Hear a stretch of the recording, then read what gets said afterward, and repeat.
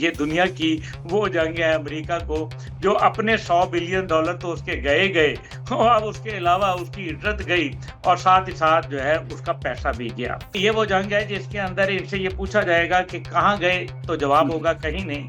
पूछा जाएगा क्या लाए, तो जवाब होगा कुछ नहीं। अगर पाकिस्तान ने नए वर्ल्ड ऑर्डर जो कि चाइना का दिया हुआ है और जो मशरिक की तरफ से उभर रहा है, अगर आपने उसका साथ दिया तो आपके लिए सत्ता खैरा होंगी। आपको अमेरिका और चाइना में से अब किसी एक को चुनना पड़ेगा। गैस की कीमतों में 550% कमी आ सकती है। तुर्बत के अंदर 105 मेगावाट का मंसूबा लगा हुआ है जो ईरान से बिजली आ रही है ₹4 यूनिट के ऊपर। अस्सलाम वालेकुम नाज़रीन, मोहम्मद कज़ाफ़ी हूं तो फिर हाजिर है नया दौर के प्लेटफॉर्म से। नाज़रीन, हमारे बड़े ही प्यारे गेस्ट अब्दुल्ला हमीद गुल साहब हमारे साथ मौजूद हैं। अस्सलाम वालेकुम अब्दुल्ला भाई, क्या हाल है आपके? वालेकुम अस्सलाम जी, मैं तो ठीक हूँ लेकिन अमेरिका की बड़ी इज्जत हो रही है। बिल्कुल, बिल्कुल। अब्दुल्ला भाई, ये जो फ़ील्ड मार्शल और शहबाज शरीफ ने जो डील करवाई है, और इसके पीछे काफ़ी क्रेडिट पाकिस्तान का है। जिस तरह पाकिस्तान ने दोनों मालिक के साथ अपनी सफारतकारी की, एक साइड पे अमेरिका को और दूसरी साइड पे तेहरान में ईरान को समझाया और उनको एक लंबी जंग के बाद एक डील साइन करवाई गई। इसमें क्या किरदार था फ़ील्ड मार्शल का और कितना इम्पोर्टेंट है और पाकिस्तान को क्या फ़ायदा होगा इसका? बिस्मिल्लाहिर्रहमानिर्रहीम, बहुत-बहुत शुक्रिया। देखिए क़ज़ाफ़ी भाई, आपको याद होगा कि मैंने आपको बताया था कि हुँ, पाकिस्तान का बड़ा अहम किरदार है। पाकिस्तान ने ये जाँच लिया था, हमारे आर्मी ने हुँ। 274th कोर कमांडर कॉन्फ्रेंस, आपका मेरा प्रोग्राम हुआ था, याद कर जी, लीजिए। अब बिल्कुल। उसके ऊपर मैंने आपसे कहा था कि उस टाइम पे 1 दिन रह गया था और उसने कहा था डोनाल्ड ट्रम्प ने कि मैं तहज़ीब से मिटा दूँगा। हुँ, उसके हुँ। बाद जब 274th कोर कमांडर कॉन्फ्रेंस हुई, उन्होंने अंदाज़ा किया कि ये डोनाल्ड ट्रम्प जो है, ये बढ़ के मार रहा है, इसके बिल्कुल। बस की बात नहीं है और हालात जो है वो बिल्कुल मुख्तलिफ हैं। यही पाकिस्तान आर्मी का मेरे ख़्याल में सबसे बड़ा किरदार था, जिसके अंदर वो हुँ, अंडरस्टैंड कर गए कि ये एक गीदड़-भभकी है, लेकिन अगर हुँ, इसको कोई वे आउट ना दिया गया, अगर इसको हुँ, कोई ऐसा रास्ता ना दिखाया गया जिसके अंदर कोई इसकी मतलब कोई इज़्ज़त हो जाएगी, तो हुँ, हुँ। उसके बगैर ये हो सकता था कि हमला ही कर देता न्यूक्लियर। इनका कोई बिल पता नहीं है, आपको तो पता ही है, रूथलेस लोग हैं। बिल इस बिल्कुल। वजह से फिर ये हुआ कि पाकिस्तान के वज़ीर-ए-आज़म ने एक ट्वीट कर दिया। हुँ, ट्वीट हुँ, किया तो जिसको कहते हैं कि झूठे मुँह पाकिस्तान ने बोला, अमेरिका हुँ, ने सच्चे मुँह कबूल किया क्योंकि दे वर बिल्कुल, लुकिंग फॉर एन बिल्कुल, अपॉर्च्युनिटी कि किसी बिल सूरत कोई हुँ, मौका मिल जाए। यही पाकिस्तान आर्मी का सबसे बड़ा असासा है।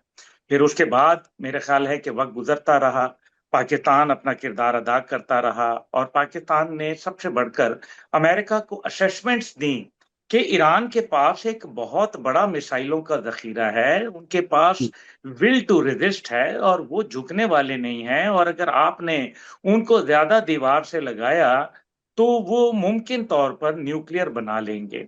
अब ये बातें जब सामने आईं, तो फिर अमेरिका के अकल ठिकाने आई और फिर आप देखें कि अब जब मामलात ख़राब होते हैं, तो फिर जूतियों में दाल बँटती है।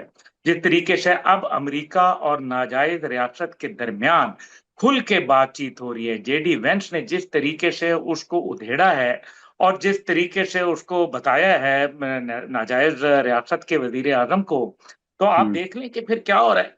उसके बाद से बिल्कुल, सूरत-ए-हाल ही अक्सर तब्दील हो गई है। तो ये मेरा ख़्याल है कि ये तमाम चीज़ें जो थीं, पाकिस्तान ने अंडरस्टैंड की और अमेरिका को रियलाइज़ करवाई गईं कि जनाब अभी बस है, आप अपना ये झूठा का गुस्सा जो है, ये आप बेशक दिखाते रहें, लेकिन हक़ाइक़ से आप रूगर्दानी ना करें, चश्मपोशी ना करें और हक़ाइक़ ये हैं कि आप ईरान के मुकाबले में नहीं जीत सकते, क्योंकि सबसे बड़ी बात ये है और आपको याद है कि कल भी जब सदर ट्रंप से पूछा गया, तो उसने यही कहा कि जी वो तो एक सहाफ़ी ने जब सवाल पूछा, उसने कहा कि जी आपने कहा था कि ईरान जो है, वो कमज़ोर है मैदान जंग में, लेकिन मज़ाकरात की टेबल के ऊपर वो बहुत तकड़ा है, तो आज उन्होंने साबित कर दिया। तो डोनाल्ड ट्रंप ने कहा, "ये किसने कहा था?" तो उसने कहा, "हुज़ूर, ये आपके ही 2019 का बयान है या पता नहीं 20 का बयान है।" हुँ, हुँ, बिल्कुल, बिल्कुल। अच्छा सर, खबरें ये भी आ रही हैं कि ईरान को तकरीबन 300 अरब डॉलर मिलने जा रहे हैं, जो ट्रंप ने रुके हुए थे। इससे कितना फ़र्क पड़ेगा ईरान की मईशत को और ईरान अब कहाँ पर खड़ा होगा इस तमाम में? देखिए, सबसे बड़ी बात जो आपने जैसे बताई है कि 300 अरब डॉलर उनको मिलने लगे हैं, ये वो हैं जो आपको आपके साथ जब प्रोग्राम किया था तो उस टाइम पे ये रकम थी 270 बिलियन डॉलर। जब 270 बिलियन डॉलर थी उसके बाद मामलात खत्म हो गए थे, लेकिन उसके बाद दोबारा ईरान पर हमले शुरू किए गए जिसके ऊपर ये 30 बिलियन डॉलर मजीद बढ़ गया। अब ये जो पैसे हैं इनके अंदर बहुत सारी चीजें हैं, ये वो पैसे नहीं हैं जो अमेरिका ने ईरान के दबा के रखे हुए हैं, जो मुख्तलिफ ममालिक के बैंकों के अंदर फ्रोजन अकाउंट्स हैं, ये वो नहीं है। ये वो है जो कॉम्पनसेशन मनी है। यानी हम्म कि जनाब ठीक है, आपके साथ हमने ज्यादती की थी। अब भाई वो होता है ना कि बंदे से गाड़ी लग जाती है, किसी बंदे का हादसा हो जाता है, उसके ऊपर फिर वो कहता है अच्छा जी फिर आप ऐसा करें कि आप मेरी दियत अदा कर दें। तो वो कहते हैं जनाब ये पैसे लो, और पैसे लेके जिस तरह रेमंड डेविस का वाकया हुआ हम्म था। तो ये आज भी जो असल बात है वो उन्होंने उनका नुकसान किया, उनकी बिल्कुल शाहराहों का, पुलों का, इंफ्रास्ट्रक्चर्स का, बिल्डिंग्स, अस्पताल, स्कूल। जानी तो जाहिर है इसके अंदर वो तो अजाला हो ही नहीं सकता। एक जान की कीमत 300 बिलियन क्या 3,000 बिलियन भी नहीं है, हकीकत यही है। हम्म लेकिन हम्म इन सब के बावजूद अब वो ये कहा गया है कि कंसोर्शियम बनाया जाएगा, और कंसोर्शियम बना के ईरान को ये जनाब मुख्तलिफ ममालिक उसमें इन्वेस्ट भी करेंगे, उसके अंदर जो है उनको हेल्प आउट करेंगे, उनके इंफ्रास्ट्रक्चर को रीबिल्ड करने के लिए, तामीर नौ करने के लिए उनको ये पैसे अदा किए जाएंगे। तो ये दुनिया की वो जंग है अमेरिका को, जो अपने 100 बिलियन डॉलर तो उसके गए गए, और अब उसके अलावा उसकी इज्जत गई, और साथ ही साथ जो है उसका पैसा भी गया। तो ये वो जंग है जो मेरे ख्याल में अमेरिका, जो आपके साथ मैंने बात करते ये कहा था कि ये वो जंग है जिसके अंदर इनसे ये पूछा जाएगा कि कहाँ गए, तो जवाब हम्म होगा कहीं नहीं। पूछा हम्म जाएगा क्या लाए, तो जवाब होगा कुछ नहीं। बिल्कुल, बिल्कुल। अच्छा सर, लोग कह रहे हैं कि अब ये जंग बंदी के बाद अब ईरान के साथ जो अमेरिका के थोड़े से ताल्लुकात और चीज़ें बेहतर होंगी, उसके बाद पाकिस्तान को वहाँ से सस्ता तेल मिल सकता है, पाकिस्तान की तिजारत के रास्ते खुल सकते हैं। ये तमाम बातें हो रही हैं, कितना फ़ायदा होगा इस तमाम ईरान डील से पाकिस्तान को? देखिए हजूर वाला, पाकिस्तान को बहुत फायदा हो सकता है, इसमें कोई दूसरी आरा नहीं है। लेकिन अगर पाकिस्तान ने पुराने वर्ल्ड ऑर्डर के ऊपर खेलना चाहा तो फिर शायद पाकिस्तान को फायदा नहीं होगा। अगर पाकिस्तान ने नए वर्ल्ड ऑर्डर जो कि चाइना का दिया हुआ है और जो मशरिक की तरफ से उभर रहा है, अगर आपने उसका साथ दिया तो आपके लिए सत्ता खैरा होंगी, और अगर आपने ऐसा ना किया तो आपके लिए मुश्किलात में इजाफा होगा। आपको अमेरिका और चाइना में से अब किसी एक को चुनना पड़ेगा। ठीक है, अमेरिका के साथ रवाबित अपनी जगह, लेकिन बैलेंस नहीं कर सकते। अब आप हिजबुल्लाह और हिजब शैतान में बैलेंस नहीं किया जाता। ये भी मैं आपको बता दूं कि ये अभी इसके अंदर बहुत सारे मसाइल हैं। सबसे बड़ी बात यह है कि अमेरिका नेट लूजर है इस तमाम मुआहदे के अंदर। आप ये गौर गौर कीजिए कि जिस अमेरिका के जो बोलता रहा कि जनाब आबनाए हुरमुज पे किसी किस्म का टोल टैक्स वसूल नहीं किया जाएगा, 60 दिन तक, मुआहदे में लिखा हुआ है, पढ़ लें, 60 दिन तक जो है टोल टैक्स नहीं होगा। उसके बाद फिर बात की जाएगी, यानी कि दूसरे लफ्जों में फिर ले लेना यार जो मर्जी, अभी तो हमारी नाक जो है वो नक मजीद कटवाओ। दूसरी बात यह है कि आप 14 के 14 नुकात पढ़े, मुझे बताएं कि उसमें कहाँ अमेरिका का मफाद देखा गया है।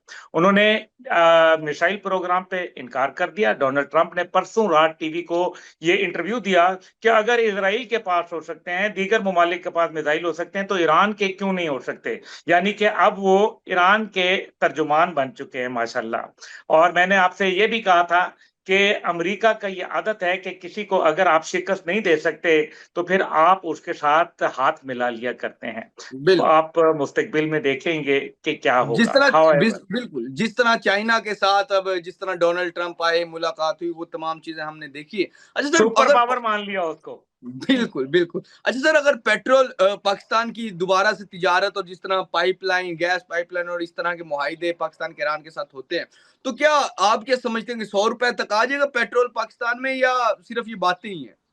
हजूरे वाला 100 से भी नीचे आ सकता है, ये एक हुँ। रियलिटी है। 100 से भी नहीं, क्योंकि 16 रुपए लीटर तो वो आपको बॉर्डर पे दे रहे हैं, डीजल अच्छा। 8 रुपए दे रहे हैं। अच्छा, अच्छा, अच्छा, अच्छा, अच्छा। सही, हाँ, सही। तो और मतलब गैस की पाकिस्तान के लिए कीमतों में खज़ाने साढ़े खुल पांच जाएँगे सौ ईरान की फीसद जानिब।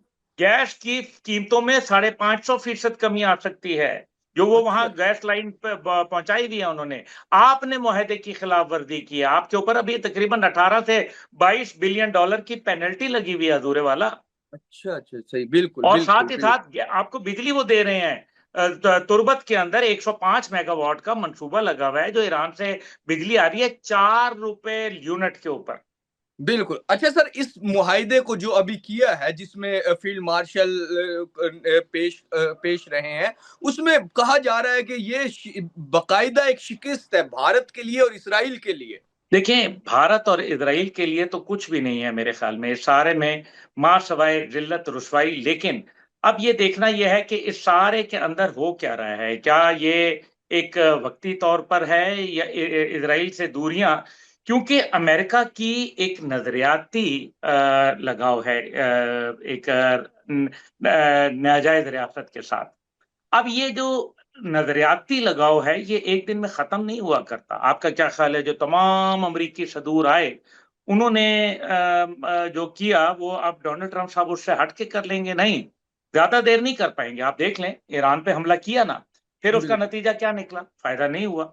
इसी तरीके से जो एक नाजायज रियासत के साथ उनका एक ताल्लुक है, एक नजरियाती लगाव है, हो सकता है कि वो नाजायज रियासत को इतना तवाना करें कि नाजायज रियासत को कहें कि तुम ईरान पर आगे बढ़कर या अपने हरीफों पे, जिसमें पाकिस्तान भी शामिल है, उनके ऊपर हमला करो।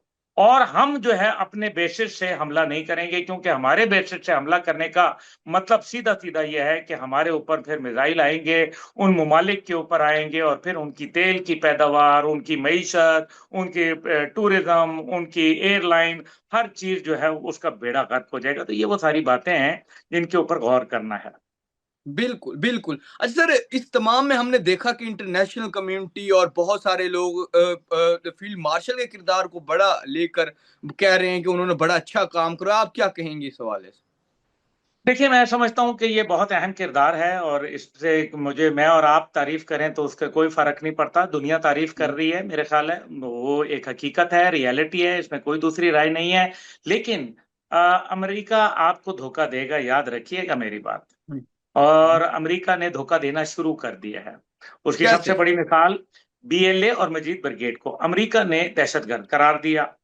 उसके बाद अभी कुछ अर्सा कबल, और जब दहशत करार दे दिया, तो उसके बाद उन्होंने जो है, अब जब यूनाइटेड नेशन के अंदर केस किया बकायदा 1267 आर्टिकल के तहत, उनके ऊपर सफरी पाबंदियां, उनके अकाउंट्स की मुंजमदगी और दीगर सोशल मीडिया अकाउंट्स के मुंजमद होना, इनके ऊपर अमेरिका ने यूनाइटेड नेशन में मजीद जो है वो पाकिस्तान से सबूत और शवाहिद तलब किए हैं। बाकी लोग हमारे साथ थे, लेकिन अमेरिका ने ऐसा कहा। अब मुझे ये बताएं, मेरा सवाल, अगर अमेरिका ने जब उनको दहशतगर्द करार दिया था तो सबूत शवायद के बगैर दिया था क्या? तो अब क्यों बिल्कुल हमसे मांग रहे हैं? आप समझ गए। बिल्कुल फिर बिल्कुल बिल्कुल। इस्लामाबाद से मुआहदे को जनीवा ले जाना, हम्म जनीवा के बाद जो है वो बुगिन स्टॉक लेके जाना, उसके बाद हम्म वहां भी ना होना, इलेक्ट्रॉनिक दस्तखत करना, ये सारी बातें समझें। हुए तुम हम्म दोस्त जिसके दुश्मन उसका आसमां क्यों हो। आप डरे हम्म। उस वक्त से जब बड़ी बड़ी बातें हमें सुनाई जाएं। बिल्कुल, बिल्कुल। जी, तो नाज़रीन, अब्दुल्ला हमीद गुल साहब हमारे साथ मौजूद थे। इनसे हमने इंटरनेशनल हवालों से मुख्तलिफ़ चीज़ों पे बात की। फ़िलहाल के लिए नाज़रीन, मुअम्मर क़ज़ाफ़ी को और अब्दुल्ला हमीद गुल साहब को नया दौर से इजाज़त दीजिए। खुदा हाफ़िज़।